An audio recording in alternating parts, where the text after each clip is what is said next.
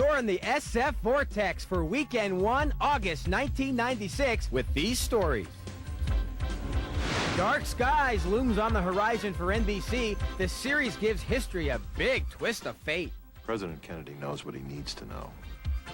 Independence Day moves to number 2 in the box office, and a sci-fi classic shows our fear and fascination came from outer space.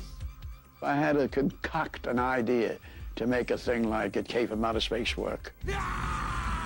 Snake's not crawling back. He's on the screen with a vengeance in Escape from L.A. With movie previews, Star Trek updates, and home video releases, it's all in the SF Vortex. And you better pay attention. Your rules are really beginning to annoy me.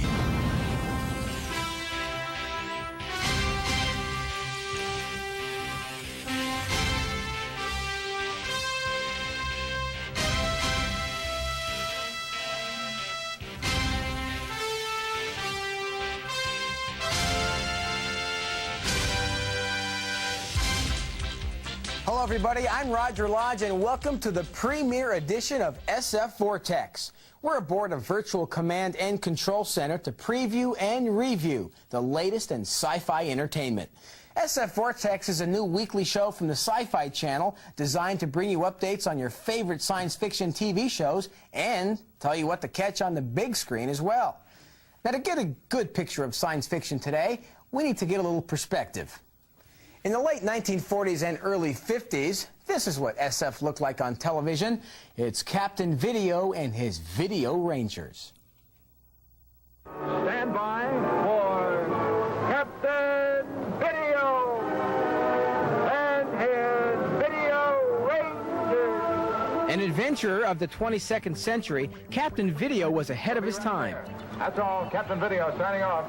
Orbit Control signing off. Premiering June 27th, 1949, Captain Video and his Video Rangers was the first of the so-called space operas. This is Regis of Turson. Regis, Captain Video and the Video Ranger will be on their way to you within a half a time cycle. It first starred Richard Coogan, and then here Al Hodge as the Cosmic Cop, and 15-year-old Don Hastings as the Video Ranger. I shall be certain to treat Captain Video as he deserves to be treated. The captain battled evildoers like Dr. Pauly, Mook the Moon Man, and Tober on a special effects budget of just $25 a week. That's quite a long way from the $1 million or so spent on modern SF shows. Well, Ranger, we're going to have to make this a shortcut to Turson, because I also want to stop off the planet Mars. I want to study the structure of that planet. Captain Video flew high in the ratings on the Dumont network for several years until disappearing in 1957. Video calling Orbit Control. Control, Orbit Control reporting to Captain Video.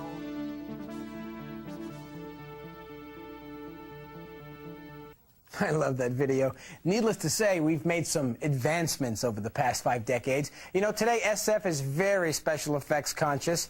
Very. And sci-fi is no longer just for Saturday morning kid shows or late night movies. You know, you might even say it's as mainstream as the 4th of July. This is SF Today, or shall I say tomorrow.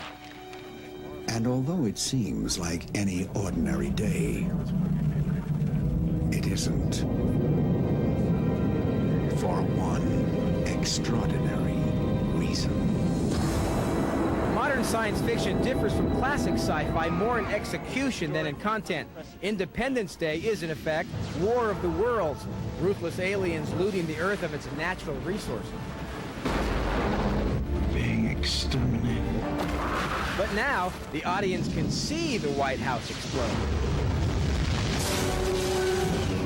Today's technology allows the filmmaker's imagination to soar to new heights. More about ID4 a little bit later. But there's another alien invasion going on, and of course you probably haven't missed it if you've been watching the NBC Olympic coverage back on Earth. And as we all know, there are some dark skies on the horizon, and here's a preview of what you can expect come September.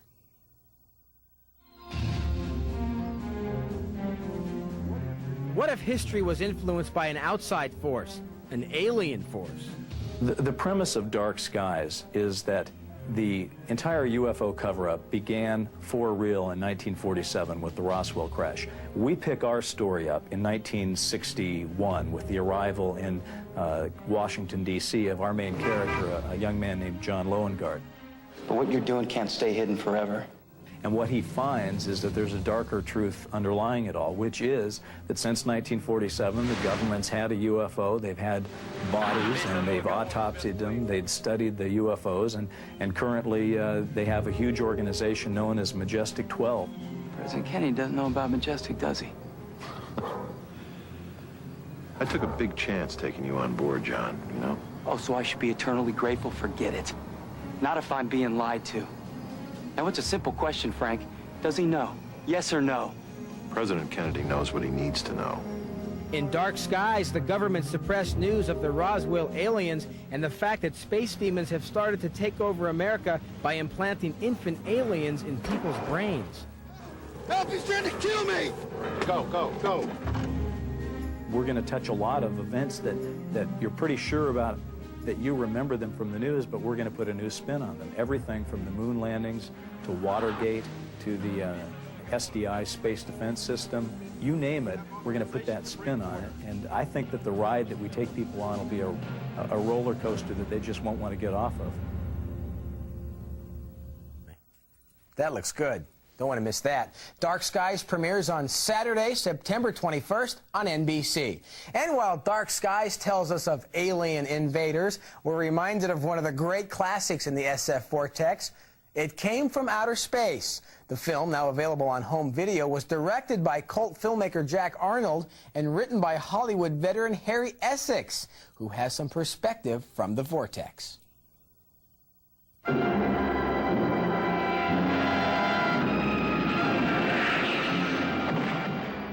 It Came from Outer Space, a 1953 flick, was Universal's first attempt into the SF horror genre.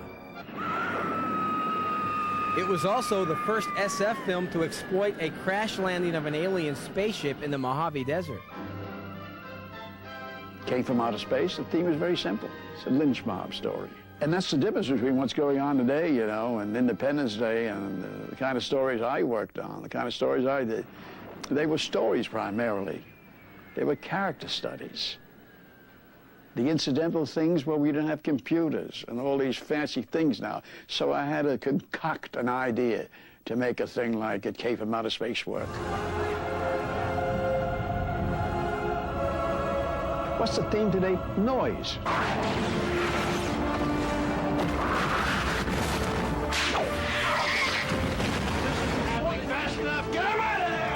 What have we got today? Just metal, tin cans, nonsense. What saves it? Special effects. You didn't have those special effects, you're dead. Buildings being blown up, the Capitol blown up, and really, there's no basic sense to it. Just, they're coming to get me, stop them. Yet special effects have always been crowd pleasers, even in 1953. Realism of 3 dimension, with objects coming right out of the screen, so real they almost touch you. And like so many other films, It Came from Outer Space has a sequel coming out.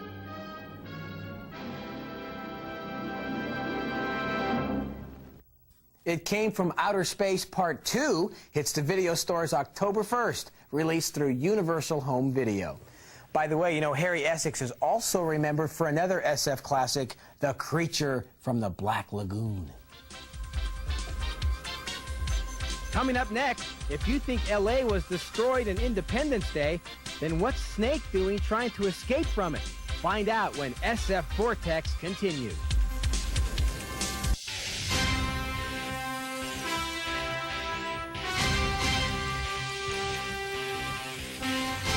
All right, welcome back to SF Vortex, everybody.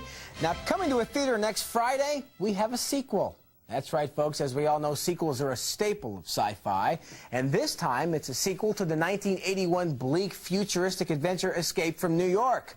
That female magnet Kurt Russell is back as Snake, and Snake's doing the 10K the hard way, as he shows us all just exactly how to escape from L.A.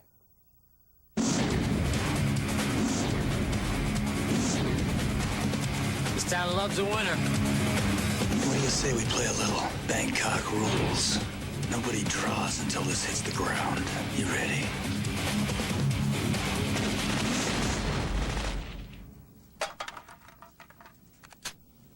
Draw. Snake is back, eye patch and all, in Escape from L.A.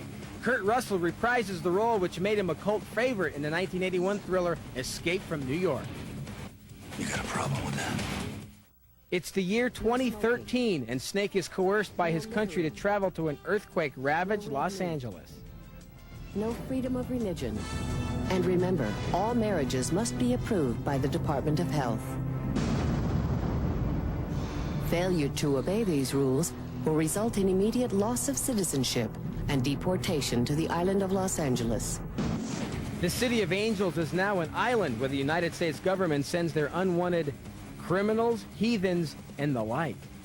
We ran a psycho profile on him using a database of 5 million sociopathic personalities. He hit the bottom of the curve.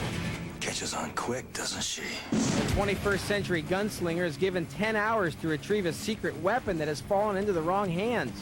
The leather-clad anti-hero takes the job, but always does it his way. Your rules are really beginning to annoy me. The original Escape from New York cost $7 million to make. Production costs for Escape from L.A. totaled $50 million. Snake and Company will be in theaters nationwide next weekend.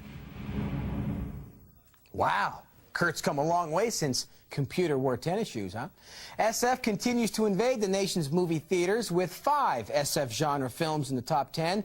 Mega hit Independence Day fell out of the top 10 spot for the first time in 4 weeks. Phenomenon moved to number 3 overall, while The Nutty Professor, The Adventures of Pinocchio, and Michael Keaton's Multiplicity also made it to the top 10. Here's what to look for in the way of the strange and supernatural. It's time for our Fantasy Flicks update. Take a look. Everybody, this is Jack Powell. Whoa, no way. Jeez, he looks like my dad. Robin Williams plays an oversized 10-year-old in Jack. The perils of the 4th grade were never meant for any adult, let alone Williams. Think Aladdin meets Big.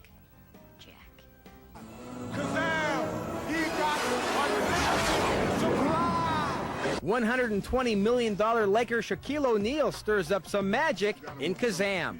Shaq stars as a genie roused from sleep to grant wishes and friendship to a kid. In this one, think Aladdin meets Bigger.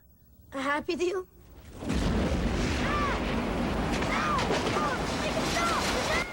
And Jonathan Taylor Thomas goes small in The Adventures of Pinocchio.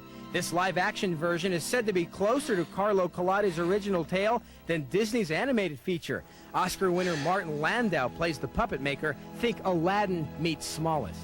Pinocchio. Just ahead, sparks are going to fly in the War Room, folks. Now, what exactly is the War Room, you're wondering? Take this thing down, will you? The War Room is where you face off each week with some of sci-fi's most opinionated and influential people. Let's see Letterman try this. Anyway, this week includes the First Lady of Star Trek, Majel Barrett Roddenberry. Stay with us. See you in a minute.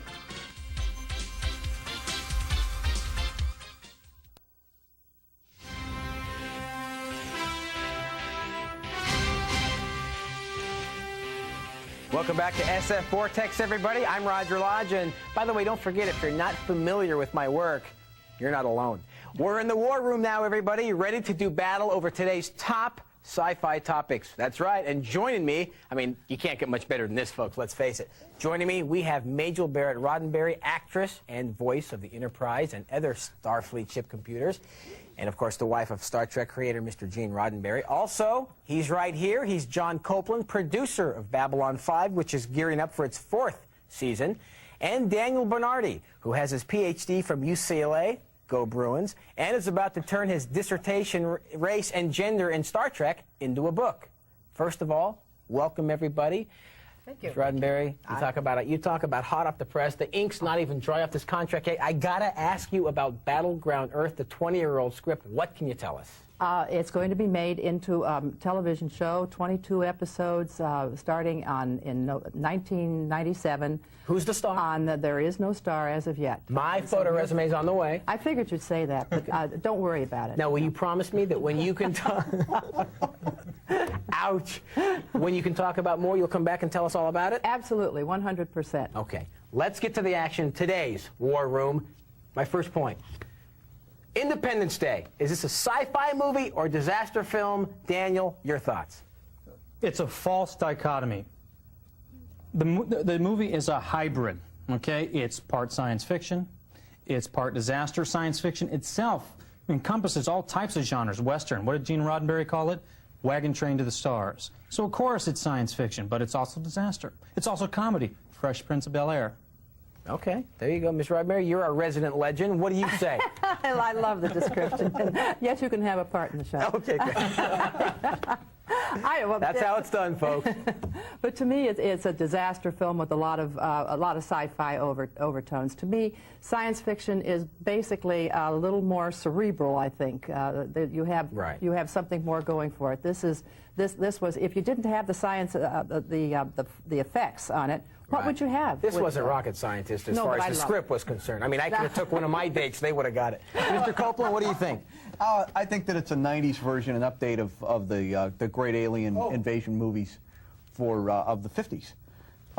You have the bad aliens that come and invade Earth, and the humans have to figure out how to save the planet and throw them back out to the stars. Okay, there you have it. Let's move on to the next topic. Okay, sci-fi in television coming up in the fall. Is there too much, Ms. Roddenberry? Yes, I think, of course, there's too much, but I'm glad to see it, and there's always room for. Why are you glad to see it? Because there's always room to have a good story and a good script, and half of these scripts are going to be thrown out anyway after the first second episode. Okay. So Daniel, let's find the ones that are good. Well, I think there's some great science fiction on television. There's X-Files, which I love that show. Absolutely. You don't like it? No, I do love. Oh, X-Files is great. Yeah. You got Babylon 5, you got Deep Space Nine, but maybe there's too much. Maybe some shows are not pulling the weight that other shows are, like, and I hate to do this, I hate to say it, Voyager.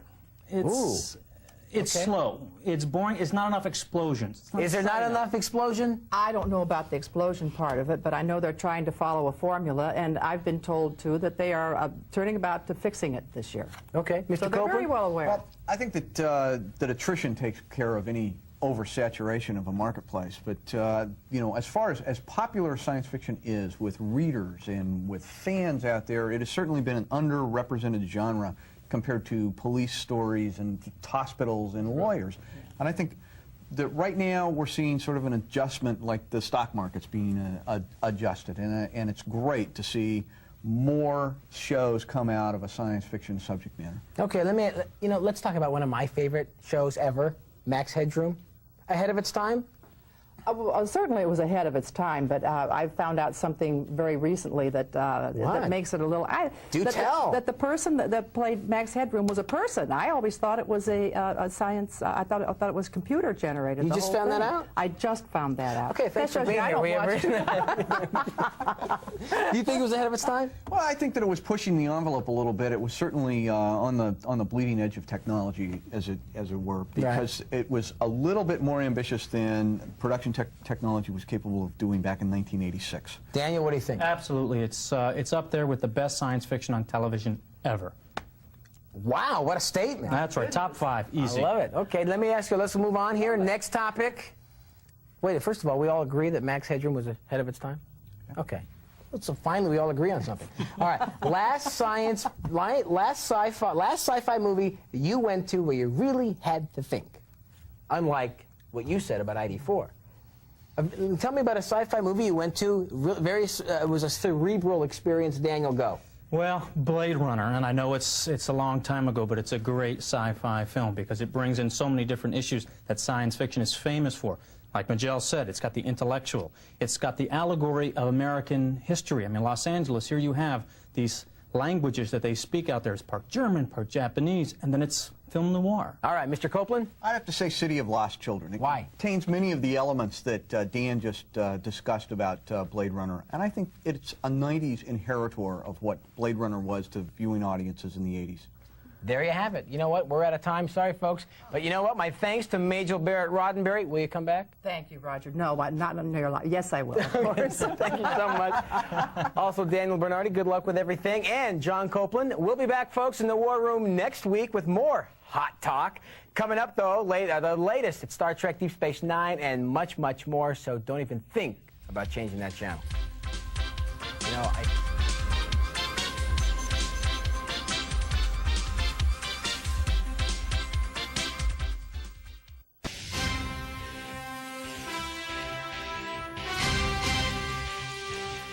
All right, welcome back to the new Sci-Fi Authority SF Vortex.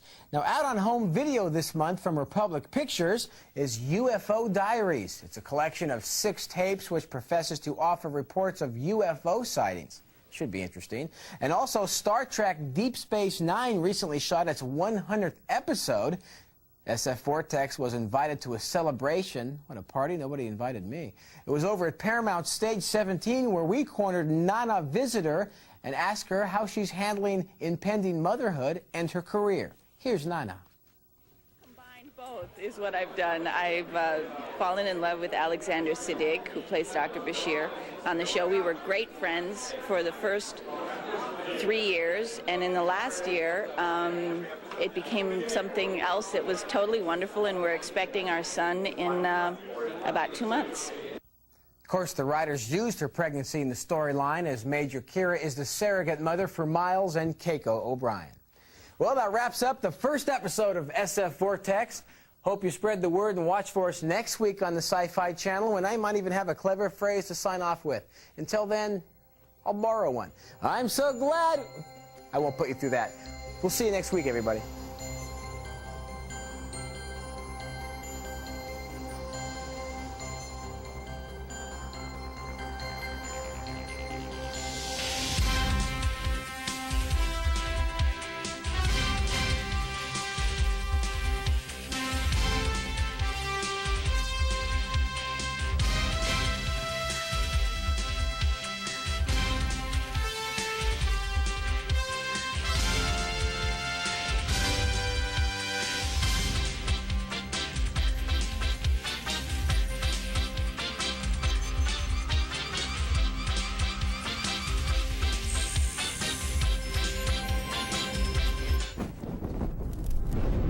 Produced in association with the Sci-Fi Channel.